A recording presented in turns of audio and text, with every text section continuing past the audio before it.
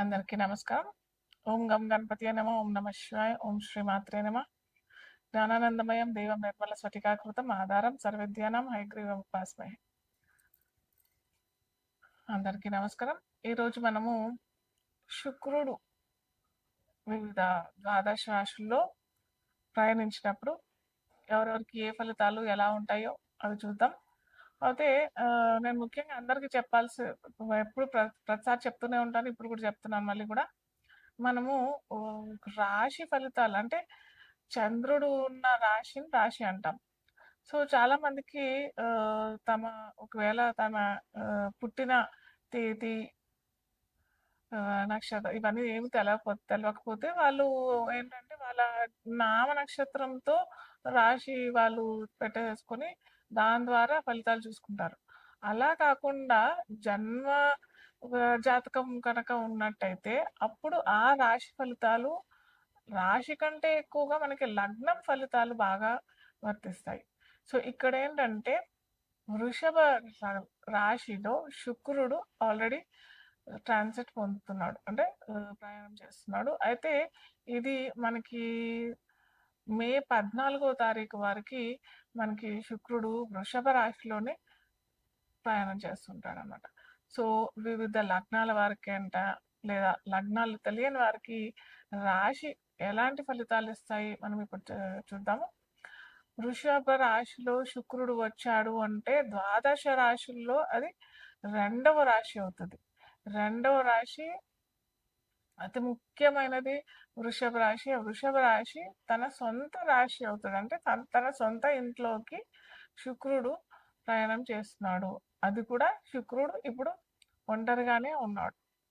So ఇప్పుడు ఏంటంటే మనము ఒక వ్యక్తి తన ఇంట్లో ఉన్న స్వతంత్రం, అది అటు పేదవాడైనా కానీ, మధ్యతరగతి వాళ్ళైనా కానీ, గొప్ప వాళ్ళైనా కానీ, ఎవరైనా కానీ బయట ఎటు ప్రయాణం చేసినా కానీ మళ్ళీ తిరిగి తన ఇంట్లో వచ్చిన తర్వాత పొందిన ఆనందం, సంతోషం పట్టలేని ఆనందం కదా. సో అలాగే ఇక్కడ మనకు కూడా శుక్రుడు తన సొంత ఇంట్లోకి వచ్చాడు కాబట్టి అది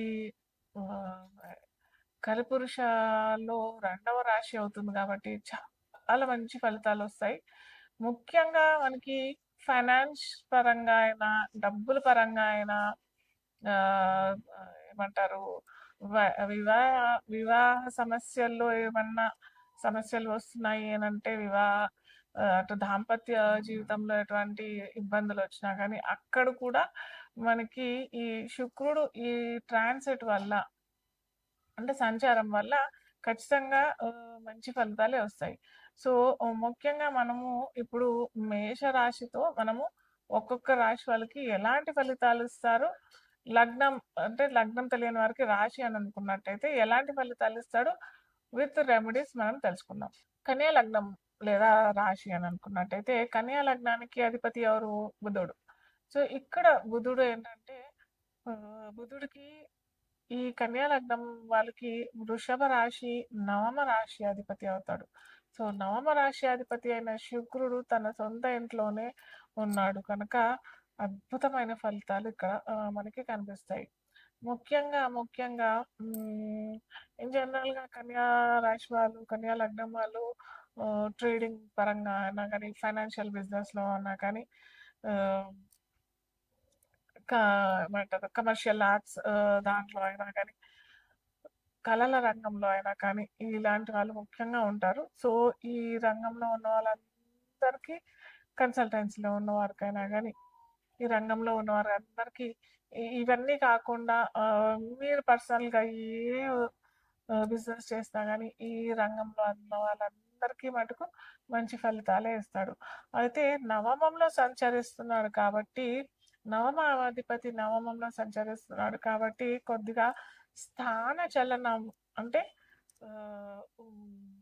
లొకేషన్ చేంజ్, అది కూడా మంచి ఫలితంతోనే కూడి ఉంటుంది. అని అంటే మీకు ఉద్యోగంలో promotion with place change, with location change అని కూడా వస్తాయి కదా. సో ఆ విధంగా ప్రైవేట్ లో అయినా కానీ, గవర్నమెంట్ జాబ్లో అయినా కానీ మంచి ఫలితాలు వచ్చే ఛాన్సెస్ మనకి ఈ శుక్రుడు సంచరించే సమయంలో అయితే కలుగుతాయి. అయితే నేను మళ్ళీ మళ్ళీ తరచూ చెప్తూ ఉంటాను. ప్రతి రాశికి, ప్రతి లగ్నానికి ప్రతిసారి చెప్తూ ఉంటానేంటంటే, మన ఈ రాశి ఫలితాలే కాకుండా కొద్దిగా జన్మ జాతకంలో బుధుడెక్కడున్నాడు, శుక్రుడెక్కడున్నాడు ఇవి తెలుసుకోవాలి.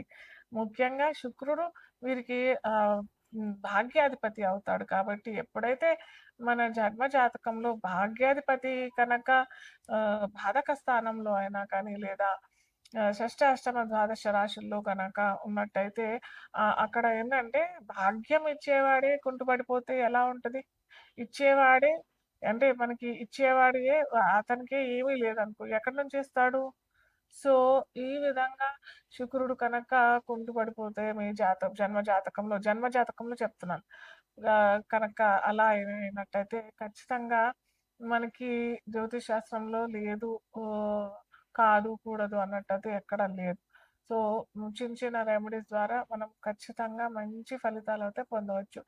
మీరు మీ ఇంట్లోనే అటు వాస్తు అయినా కానీ, న్యూమరాలజీ పరంగా అయినా గానీ వేదిక్ ఆస్ట్రాలజీ, నాడీ పరంగా వీటన్నిటి పరంగాను నేనైతే పర్సనల్‌గా మీ మీ జాతకాలు చూయించుకోవచ్చు. చూయించి మీకేమన్నా ఇబ్బందులుంటేనే మీరు కాల్ చేయండి.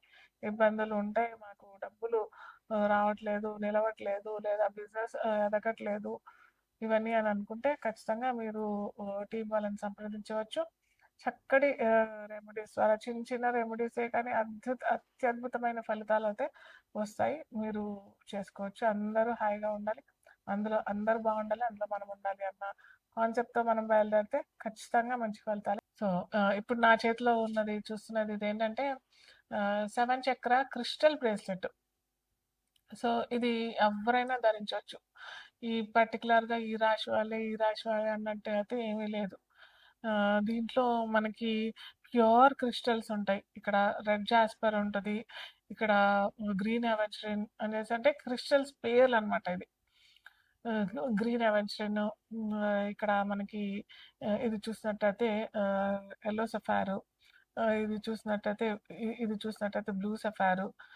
ఇదైతే ఇది పర్పుల్ ఎవెన్షన్. సో, ఇలాగా ఇవన్నీ ఒక్కొక్క క్రిస్టల్ ఒక్కొక్క తత్వం చెందినదనమాట. అంటే మన బాడీలో సప్త చక్రాలుంటాయి గదా! ఈ చక్రాలన్నీ మనం బ్యాలెన్స్డ్‌గా ఉంటేనే మనకి ఎటువంటి ఆరోగ్య సమస్య లేకుండా ఉంటుంది. బాడీ ఒత్తిడి పొందకుండా ఉంటుంది. సో, మనము అటు డాక్టర్స్ దగ్గరికెళ్ళి చిన్న చిన్న వాటికి ఏదో మెడిసిన్స్ ద్వారా క్యూర్ అయిపోతది. కానీ అది టెంపరరీ ఎఫెక్టే కదా! ఎప్పుడైతే మనకి ఆ 7 చక్రాలు కరెక్ట్‌గా అలైన్ అయ్యి కుండలిని శక్తి అంటాం కదా! సో, ఆ కుండలిని శక్తి మనము ఇప్పుడున్న హడావుడిలో మాత్రం చేసుకోలేని వారు కూడా ఈ దీన్ని ధారణ చేసినట్టయితే ఎప్పుడైతే మన ఈ చక్రాలు కరెక్ట్‌గా అలైన్ చేసినట్టయితే మన బ్యాక్ ఎనకాల ఉంటాయి. బ్యాక్ బోన్ ఉంటాయి కదా! స్పైనల్ కార్డ్‌కి కరెక్ట్‌గా 7 చక్రాలుంటాయి. ఈ చక్రాలు కనుక అలైన్ చేసినట్టయితే మనకి ఎటువంటి ఆరోగ్య సమస్యలు రావు. మానసిక ఒత్తిడి కూడా లేకుండా ఉంటుంది. కాకపోతే నేను ఇంతకుముందు చెప్పాను గదా! ఆ చక్రాలు అలైన్డ్ ఎప్పుడు ఉంటాయనంటే, మనం ఆ చక్రాలు క్లీన్స్ చేసుకుంటేనే అవి సరిగ్గా ఉండి, వాటికి సంబంధించినయన్నీ ఆహ్, క్రియలు సరిగ్గా జరుగుతాయి. అవి కనుక ఎక్కడైతే అపశృతి జరిగినట్టయితే మనకి అనారోగ్య సమస్యలు చాలా మటుకు ఇప్పుడు అనారోగ్య సమస్యల కంటే ఎక్కువగా నా అనుభవంలో చూసిందేంటంటే depression, sleep disorders, plus ego, attitude, anger issues ఇలాంటియన్నీ ఎక్కువగా జరుగుతున్నాయి. సో, ఇవెందుకు అనంటే ఎప్పుడైతే మనకి third eye, crown chakra, root chakra అంటే రూట్ చక్ర అంటే మూలాధార చక్రము. ఇలాంటి కొద్దిగా బ్యాలెన్స్ సరిగ్గా లేదు అని అన్నప్పుడే మనకి ఇలాంటి ఇబ్బందులొస్తాయి. సో, దానికి సరియైన మార్గం ఇది. ఈ 7 చక్ర. ఇప్పుడు నేను కూడా ధారణ చేస్తానిది. ఎందుకంటే నేను కూడా మనిషినే గదా! అన్ని రోజు ఒక 30, 40 కన్సల్టెన్సీస్ చేసి మళ్ళీ నేను స్పెసిఫిక్‌గా ఈ 7 చక్ర అలైన్‌మెంట్ వీటికి కూడా మంత్రాలుంటాయి. ఇవి లేకున్నా మంత్రాలతో కూడా చేసుకోవచ్చు. కానీ దానికి ఒక అరగంట, గంట స్పెండ్ చేయాలి. సో, అలా చేయలేము మనము. అందరూ చేయలేరు గదా! అరగంట, గంట చేయాలి అనంటే యోగా చేసుకోవాలి, ఎక్సర్సైజ్ చేసుకోవాలి, ఇది దీనికి కూడా చేసుకోవాలి, టైం కేటాయించాలి అనంటే కొద్దిగా ఇబ్బందే గదా! సో, అలా చేసుకోలేము అని అనుకున్న వారికి ఇది మంచి పరిహారం. ఇది కనుక ధారణ చేస్తే మనకి క్విక్‌గా అవుతది అన్నట్టయితే నేను చెప్పట్లేదు. క్విక్‌గా ఎవ్వరికీ ఏది జరగదు. క్విక్‌గా అయ్యేది మనకి లాంగ్ రన్‌లో రిజల్ట్స్ అయితే రావు. సో, ఇది స్లోగా మనకి అన్ని చక్రాస్ అలైన్ అయిపోతాయి. తప్పకుండా అందరూ వేసుకోండి. అద్భుతమైన ఫలితాలైతే వస్తాయి.